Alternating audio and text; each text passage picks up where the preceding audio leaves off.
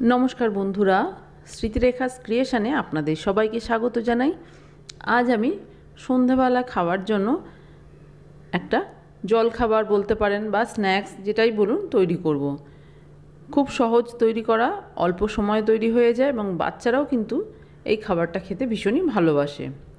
आमी किभाबे एटा बानिয়েছি बाड़ीते आज सेटाई आपनादेर साथे शेयार करते एसेছি। आसुन ताहले देखे नेওয়া যাক आमार आजकेर एई सन्ध्येर स्नैक्सेर रेसिपि। এখানে দেখুন একটা বড় বাটি নিয়ে নিয়েছি। এই বাটির মধ্যে সব কিছু মিশিয়ে নেব। প্রথমেই নিয়ে নিয়েছি একটা সেদ্ধ করা আলু। এবার এই আলুটা এই গ্রেটারের সাহায্যে গ্রেট করে নেব। আপনারা চাইলে হাত দিয়েও ভালো করে মেখে নিতে পারেন, কোনো রকম যেন দানা না থাকে। আলু দেখুন গ্রেট করা হয়ে গেছে। এই একইভাবে এক টুকরো পনির নিয়েছি, এই পনিরটাও গ্রেট করে নেব। পনিরের পরিবর্তে আপনারা ছানাও ব্যবহার করতে পারেন। দেখুন आलू एवं पनीर ग्रेट करे नेওয়া হয়ে গেছে। এবার এর মধ্যে দিয়ে দিচ্ছি ব্রেড ক্রাম্বস। আমার কাছে ব্রেড নেই, সেজন্য ব্রেড ক্রাম্বস দিলাম। আপনাদের কাছে ব্রেড থাকলে সেটাই দিতে পারেন, অথবা চিড়ে ভালো করে ধুয়ে সেই চিড়েটাও কিন্তু এর মধ্যে মিশিয়ে দিতে পারেন। দিয়ে দিলাম গোলমরিচ গুঁড়ো, দিয়ে দিচ্ছি ভাজা মশলা, জিরে, ধনে, শুকনো লঙ্কা, তেজপাতা আর একটু মৌরি শুকনো খোলায় ভেজে গুঁড়ো করে নিয়েছি, সেটা দিয়ে দিলাম। দিয়ে দিলাম বিট লবণ। বিট লবণ দিলে টেস্টটা বেশ ভালো আসে, তবে যদি আপনার ইচ্ছে না হয় বাদ দিতে পারেন। দিয়ে দিচ্ছি স্বাদ অনুযায়ী রেগুলার লবণ। এক টুকরো পাতিলেবুর রস দিয়ে দিচ্ছি। পাতিলেবুর রস দিলে বেশ একটু টক টক লাগবে, খেতে খুব ভালো লাগবে। তবে যদি আপনাদের টক স্বাদটা পছন্দ না হয় বাদ দিতে পারেন।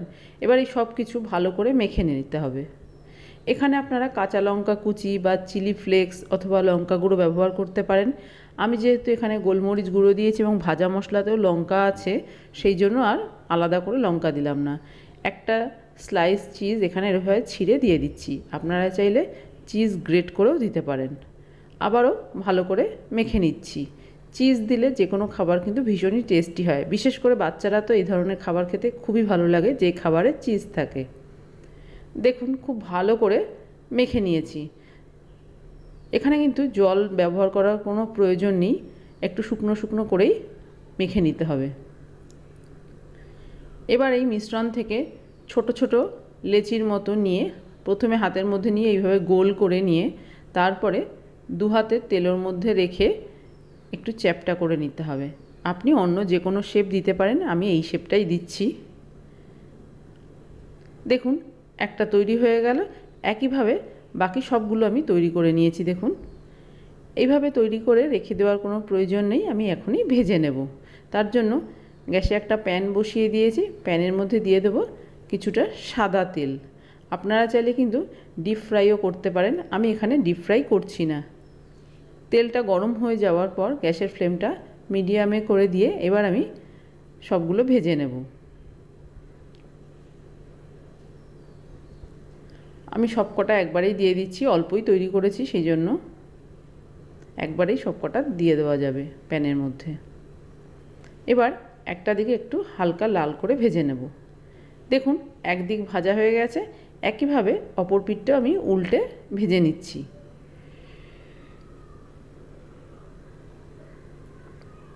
এগুলো ভাজা করতে কিন্তু খুব বেশি সময়ের প্রয়োজন হয় না, খুব চটপট হয়ে যায়। বাচ্চাদের স্কুলের টিফিনেও কিন্তু আপনারা এগুলো তৈরি করে দিতে পারেন।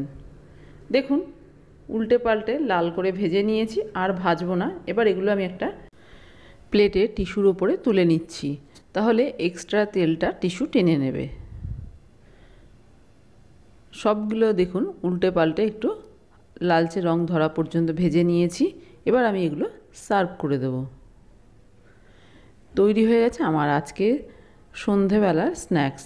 ভীষণ সহজ, চটপট হয়ে যায় আর খেতে খুবই ভালো লাগে। আমি এখানে টমেটো সস দিয়ে এটা সার্ভ করেছি। আপনারা চাইলে গ্রিন চাটনি দিয়ে সার্ভ করতে পারেন, অথবা শুধু শুধু কিন্তু এগুলো খেতে ভীষণই ভালো লাগে, দারুণ টেস্টি হয়। আপনাদের কাছে যদি ধনেপাতা থাকে তাহলে যখন মিশ্রণটা মাখা হচ্ছিল ওর মধ্যে কিন্তু ধনেপাতা দিতে পারেন। ধনেপাতা দিলে দারুণ লাগবে খেতে। এগুলোকে আপনারা আলু পনির টিক্কাও বলতে পারেন। ভীষণ সহজভাবে বাড়িতে তৈরি করে নেওয়া যায়, খেতে তো দারুণ হয়। আমার আজকের এই রেসিপি যদি আপনার ভালো লেগে থাকে তাহলে প্লিজ একটা লাইক শেয়ার কমেন্ট করবেন। আর আপনি যদি আমার চ্যানেলে নতুন বন্ধু হয়ে থাকেন তাহলে আপনার কাছে একটাই অনুরোধ, আমার চ্যানেলটা সাবস্ক্রাইব করে আমার পাশে থাকার। আপনারা সবাই খুব ভালো থাকবেন। আপনাদের সাথে আমার আবার দেখা হবে অন্য কোনো নতুন ভিডিওতে, নতুন কোনো রেসিপির সাথে।